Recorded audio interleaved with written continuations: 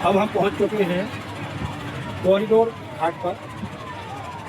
ये बहुत आरती के समय ये सब जलाई जाती है, इनसे रोशनी होती है, लाइट लैंप लगे हुए हैं और ये यहाँ चारों तरफ रोशनी करते हैं। ऊपर ये स्ट्रेट पोल्स लगे हुए हैं जिनके ऊपर फ्लड लाइट्स लगी हुई हैं। ये घाट का सुंदर नज़ारा, नया घाट जिसे बनाया गया है कॉरिडोर का ही ये हिस्सा है और ये घाट बड़ा ही साफ सुथरा है। यहाँ पर कुछ नाव भी खड़ी हुई है। और एक बात यहाँ पर अब समझ में नहीं आ रही कि लाइन कहाँ से लगाई जाए, क्योंकि जहाँ भी देख रहे हैं लाइन है और ये इस तरह से लाइन लगी हुई है, लास्ट तक लाइन लगी हुई है और वो ऊपर कॉरिडोर का रास्ता है और उस कॉरिडोर के रास्ते पर पहुँचने के लिए कॉरिडोर के अंदर भी काफ़ी जाना है। तो होटल वाले ने हमसे कहा भी था कि इस समय भीड़ ऐसी है कि आप यदि अभी दर्शन करने जाते हैं तो 4 बजे से पहले आप दर्शन नहीं कर पाएंगे। उस समय मुझे उसकी बात पर थोड़ा यकीन नहीं हो रहा था, लेकिन अब यहाँ आने के बाद अब ये समझ में नहीं आ रहा कि लाइन कहाँ से लगी। और यदि लाइन लगती भी है और क्योंकि लाइन बढ़ नहीं रही आगे, जो लोग जहाँ खड़े हैं उसी सीढ़ियों में मैं 10 मिनट से देख रहा हूँ कि वो वहीं पर खड़े हुए हैं। अब वो लोग कब आगे बढ़ेंगे पीछे वाले, और धूप बहुत तेज है। बाबा ये कैसी परीक्षा है आपकी। अब यहाँ पर दर्शन जिसे करना है, जिसमें मैं भी शामिल हूँ, अब कितने बजे और कितना धैर्य का काम है।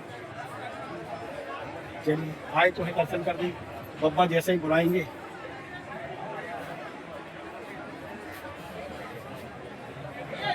बहुत ही भव्य और दर्शनीय ये कॉरिडोर बनाया गया है, क्योंकि यहाँ से ऊपर तक सीढ़ियाँ ही सीढ़ियाँ हैं और स्ट्रेट सीढ़ियाँ हैं जिसे स्टेप्स में काट दिया गया है और स्टेप्स के बाद भी फिर प्लेटफॉर्म पे बनाकर इस तरह से बिल्कुल स्ट्रेट ऊपर ले जाया गया है। यानी आने वाले समय पर जब 100-200 साल के बाद इस घाट की जिक्र होगा तब भी यही बात होगी जो पिछले लोगों के लिए कहा करते थे कि ये घाट कैसे बनाए गए, ये कॉरिडोर, ये पत्थर, ये नक्काशी कैसे की गई। तब भी इस बात का जिक्र जरूर होगा कि ये सब कैसे किया गया, क्योंकि ये जो स्ट्रक्चर है मुझे नहीं लगता कि 100-200 साल से पहले कुछ भी इनमें होने वाला है, क्योंकि इसमें भी वही है, सरिये का इस्तेमाल नहीं है, शुद्ध रूप से पत्थर का इस्तेमाल है। और इन पत्थरों से बनी हुई जो भी स्ट्रक्चर होता है वो हजारों सालों से पहले उनमें क्षति नहीं होती, यदि कोई क्षति ना पहुंचाई जाए तो। ये है घाट का और कॉरिडोर के प्रवेश द्वार का। अब अंदर तो हम तभी जाएंगे जब हमें दर्शन के लिए अनुमति मिलेगी इन द सेंस कि हम लाइन पर लगेंगे और वहाँ तक पहुँच पाएंगे। क्योंकि अंदर मोबाइल अलाउड नहीं है, तो यहीं से मैं आपको काशी कॉरिडोर का ये सारा नज़ारा, सारे दृश्य। अब ये एक थोड़ा सा ड्रॉबैक है, हालांकि निर्माण काम चल रहा है यहाँ पर, लेकिन उसके बावजूद भी ये जलकुंभ भी यहाँ पर बिल्कुल कॉरिडोर के सामने और होटल पुल। और अब इस वीडियो को यदि कोई भी प्रशासनिक व्यक्ति या जो भी गंगा स्थान से जुड़ा हुआ है वो इस बात को जरूर देखे और ध्यान दे कि नदी के घाटों पे ही बोतल, पन्नियाँ, फूल आदि सड़ रहे हैं, जिनसे कहा तो नहीं जाना चाहिए, क्योंकि गंगा में मिलने के बाद कहते हैं सब शुद्ध हो जाता है, लेकिन हम सब जानते हैं कि बायोलॉजिकली, इकोलॉजिकली ये गलत है। इससे दुर्गंध ही आएगी, क्योंकि ये सड़ने गलने वाला नहीं। फूल यदि सड़ेगा, पन्नियाँ सड़ेगी, उसमें कुछ खाद्य पदार्थ होगा, वो सड़ेगा तो यहाँ पर बदबू आएगी, और वही हो रहा है।